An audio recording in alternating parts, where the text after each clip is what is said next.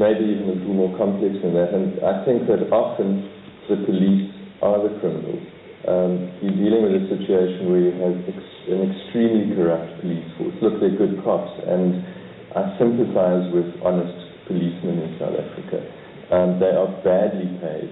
They are paid a pathetic amount of money. Their work is extremely dangerous.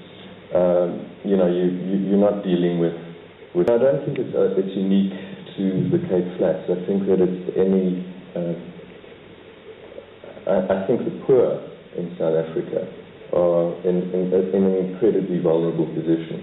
And I think many of the promises that were made to the poor at the end of the apartheid have never been realized. And the division between the rich and the poor in South Africa has never been greater. So, of course, the biggest problem that South Africa had was apartheid. Apartheid is gone, and everyone's incredibly pleased that it has. But the fact is that what has evolved in the country subsequently is a situation that we're now dealing with, where you have a power elite who enrich themselves, and you have a lot of poor people who are getting poorer. And I don't pretend to have the answers to this. I mean, I think, I don't think that's my job to. But it's a matter of presenting this, perhaps, and showing those realities. And of course, for a long time, writing crime fiction in South Africa seemed like an irrelevant thing to do, because if you had any sense, what you needed to speak about was apartheid, because that was what dominated our country for so many years. So I've always loved crime fiction, I've always read crime fiction, and I've wanted to write crime fiction. But for a long time I knew that it wasn't something that I felt relevant. Whereas now, with the situation in South Africa, it's possibly the most relevant thing to do. I love genre fiction, I enjoy the process of writing thrillers, but also there is a kind of a moral component to the books that I find interesting. And I guess that my way of making sense of it all is to is to confront everybody in my books with some kind of a reckoning. I think that the characters in my books are very amoral, and the universe perhaps is amoral, but I think the books are moral, which maybe means that I am. I don't know what I'm trying to do. Of course it wasn't fucking Abdul. Just some Muslim flight attendant from Cape Town with a black moustache and bad breath. But sweat pricked Billy's forehead, and he caught his hands clutching the armrests as he felt the percussive whump of the explosion smashing into the left side of the BMW, piercing the armor plating and decapitating the Iraqi driver, sending his head into Billy Africa's lap. Abdul had looked up at him, mouth twisted in a smile, like he was about to crack funny about Sinai women and desert donkeys. The force of the blast buckled the chassis of the BMW, bending Billy's door open and allowing a partial target, him. Around smacked his Kevlar vest. The lead car was lost in smoke, but he could see the third car pulled over, the men inside laying down covering fire. He battered Abdul's head away and took a quick look into the rear, checking on the asset, the VIP he was meant to be protecting, the Swede or the Dane or whatever he was. He wasn't. He lay smeared across the seat, a closed coffin case. Billy kicked the door open and went out firing the Czech submachine gun, specially modified for close quarters work.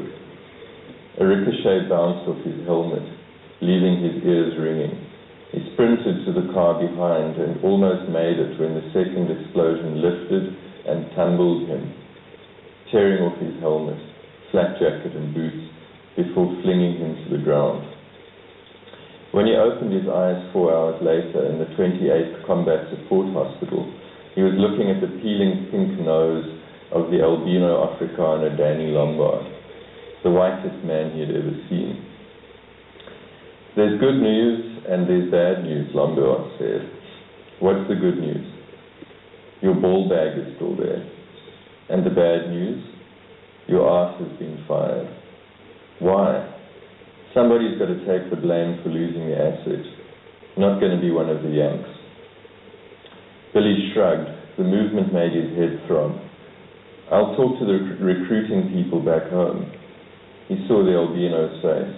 What? It got worse. The South Africans had been recruited by a security broker in Cape Town, who had hooked them up with an American outfit in Iraq, Clearwater Tactical. Clearwater paid the broker, who paid them, deposited the money in their bank accounts back home each month.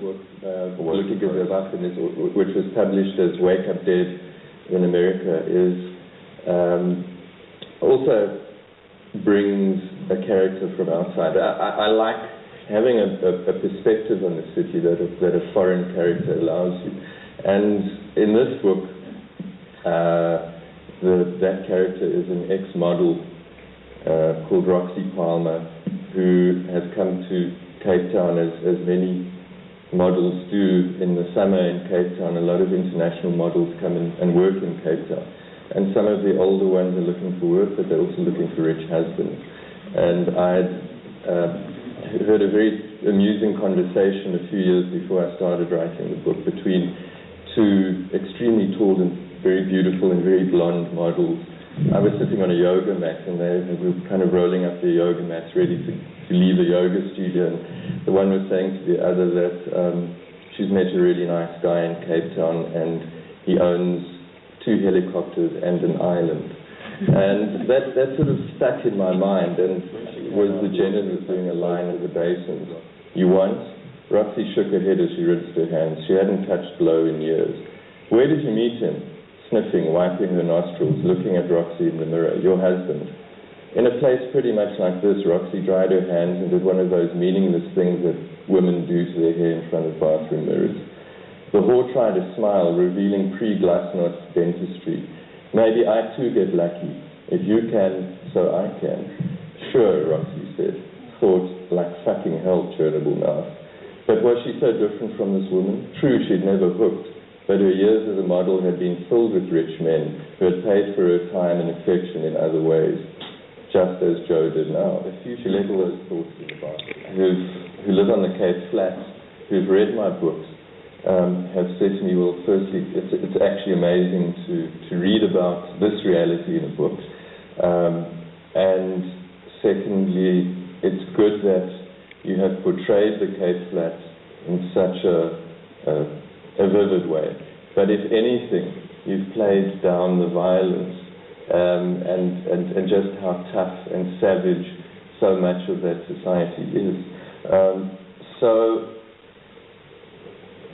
I guess that with my writing, what I do is, but with both of these books, they play out over a couple of days. It's a very compressed time frame. And of course, I'm taking things and heightening. I'm not inventing circumstances. I'm obviously creating characters, and I'm weaving together various storylines. But I'm not creating a particular kind of reality. It is based on stuff that is out there. So sure, it heightens. Sure, in order to make the books function as thrillers, it's my job to make sure that the readers turn the pages. And of course, I want my books to be entertaining. I mean, I'm not up on a pulpit preaching to people, and I deliberately avoid any kind of moralizing in the books. I would rather that the reader spend time with each character, and then at the end of the book come to their own conclusion in terms of where the morality, the moral emphasis should be. So I feel strongly that crime fiction is entertainment and should be entertaining, of course. But I also think that it's the duty of crime fiction, especially in a country like the one I come from, to take the moral temperature of that society. And South Africa is one sick puppy.